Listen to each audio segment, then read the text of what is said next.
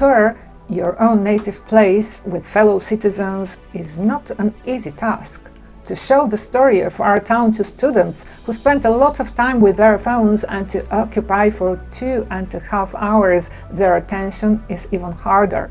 First, we lined in alphabetical order to break the existing groups, and we made a circle to feel closer. In the circle, we got to know the names by saying the name of our neighbor and the one next to our neighbor, and so on. Energized by the girl who knew all the participants' names in no time, Ruben and the youths talked about the monuments in the park. The topic of his presentation was about the town burned down to ashes and restored by the refugees from the war conflicts at the beginning of the last century. It is a fact that almost every citizen in our town comes from a family of refugees. The Municipal History Museum and its director, Elena Miteva, welcomed us in the beautiful garden. The questions about the attractive building housing the museum led us to the topic of its migrant lead. The builder of the house was a refugee from the revolution and the civil war in Russia last century. Georgy Tsukrovsky, the students guessed by the name his nationality, worked as a doctor and not only settled down and brought up his family here. He had broad interests in astronomy, architecture and gardening, forming the aesthetics of the local people.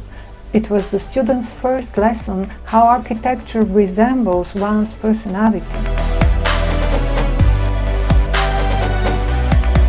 The next migrant lead is the sweet delight we are nurtured with since the cradle. Svilengrad Malibi was brought by a young apprentice who worked in the confectionaries in Asia Minor. He set up his own enterprise and kept in secret the recipe. This is the longest kept family secret in our town. In the presence of the owner, the youths almost unraveled it, showing promising culinary skills.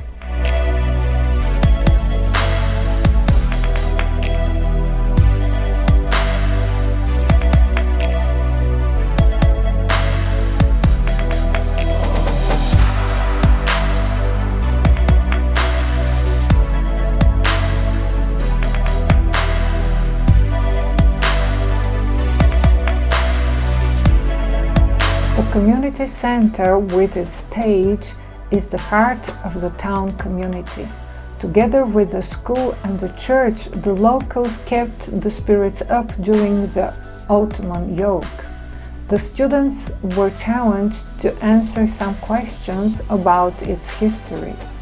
They even knew the groups rehearsing here and participating in community celebrations. One of its groups is with women from Russia and Ukraine who came to live in our town, marrying and bringing up their families here. On this very stage, they sing their memories about their native places, participating in a vocal group Harmonia.